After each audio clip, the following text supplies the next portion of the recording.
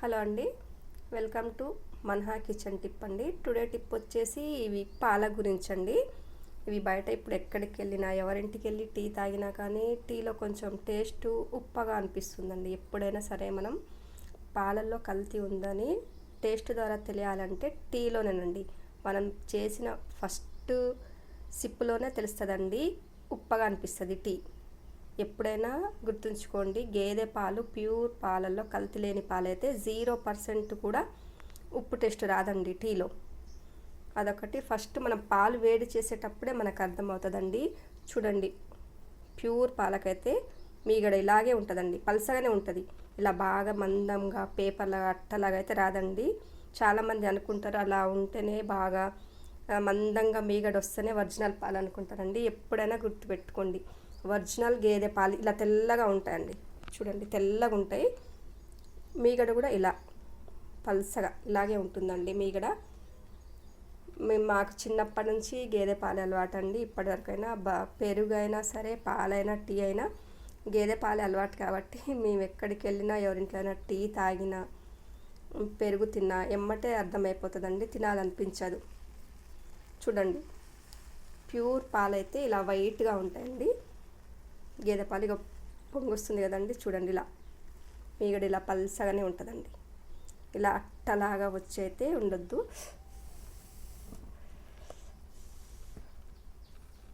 కొంచెం పొంగినండి, ఏం కాదులేండి. ఇలా మీగడ ఇలాగే పల్సగా ఉండాలండి. ఎప్పుడైనా ఇట్లా మొత్తం బాగా వచ్చి మందంగా వచ్చేసి ఇలా గిన్నెకి పట్టుకుంటుంది కదండి చిక్కగా, అదేం ప్యూర్ కాదండి. ప్యూర్ మీగడ కాదు, ఆ పాలు ప్యూర్ కాదు, అందులో వచ్చే నెయ్యి కూడా ప్యూర్ కాదండి. ఎప్పుడైనా గుర్తుపెట్టుకోవాలి. ఇప్పుడు పాలైతే ఇలా వైట్గా ఉంటాయి. చూడండి, మీ ఎవరింటికైనా వెళ్ళి టీ తాగిన అక్కడ ఏం పాలు ఇవి అంటే ఫలానా బ్రాండ్ పాలు, ఫలానా షాప్లో తెచ్చిన ఫలానా తను అక్కడ వేరే ఊరి నుంచి తెచ్చి పోస్తాడు, చాలా చిక్కగా ఉంటాయని చెప్తారండి. అసలు ఏమన్నా బాగుండవండి ఆ పాలు. చూసా చిక్కగా ఉంటాయి, కలర్ కూడా ఎంత ప్యూర్ వైట్గా ఉండవు, కొంచెం కలర్ డిఫరెంట్గానే ఉంటుందండి ఆ పాలు. ఇంకోటి వచ్చేసి పెరుగు కూడా అండి. పెరుగు ఇది ఈ పాలు ఇప్పుడు నేను తోడు పెడతానికని పాలు వేడి చేస్తున్నా. ఇది నైటు తోడు పెట్టినండి ఇది పెరుగు. చూడండి, పెరుగు కూడా ఇలా ఉండాలండి. ఏదో ఒకేలాగా ఇప్పుడు మనం పిండి ముద్ద కలిపి ఇలా చేసినట్టు అలా ఉండకూడదండి. అలా ఉంటే అది పెరుగు ఏదో చిక్కగా ఉంది, గడ్డలాగా ఉంది అని అనుకోవద్దు. అలా ఉండకూడదండి పెరుగు. ఎప్పుడైనా ఇక ప్యూర్ గేదెతో చేసిన పెరుగు ఇలా ప్యూర్ వైట్ కలర్లోనే ఉంటుందండి. చూడండి, ప్యూర్ వైట్ కలర్ వచ్చేసి ఇలా ఉంటుంది. ఇంకా పెద్దవాళ్ళు ఎవరైనా ఉంటే అడగండి వాళ్ళని, గేదె పాలతోటి పెరుగు ఎలా ఉంటుంది, పాలు ఎలా ఏ కలర్లో ఉంటాయి. ప్యూర్ వైట్లో పాలు ఉంటాయండి, ప్యూర్ వైట్ కలర్లోనే పెరుగు ఉంటుంది. పిండి ముద్దలాగా ఏదో మైదా పిండితోటి ముద్ద చేసి అలా బాక్స్లో పెట్టినట్లేం ఉండదండి. అవి ఏదైనా కల్తీ పాలతో అయితే కానీ ఇంకా ఏదైనా మిక్సింగ్ చేస్తే తప్ప అది ఏమైనా ప్రజలని మనుషులని ఆకట్టుకోవటానికి మాత్రం చూస్తానికేనండి. అది ఒరిజినల్ పాలైతే, ఒరిజినల్ ప్యూర్ గేదె పాలైతే అలా ఏముండవు. చూడండి, ఇవి ఒరిజినల్ గేదె పాలు, ఇవి ఒరిజినల్ గేదె పాలతో చేసిన పెరిగేనండి.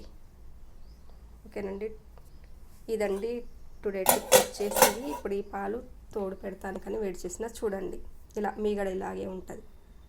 ఇది ప్రజెంట్ జనరేషన్ వాళ్ళకి అర్థం కాదండి. వాళ్ళు ఎక్కడ షాప్లోకి వెళ్తారు, ఏదో పాలు తెచ్చుకున్నామని టీ చేసుకున్నాను అంటే దానివల్ల హెల్త్ చాలా ఖరాబ్ అవుతుందండి.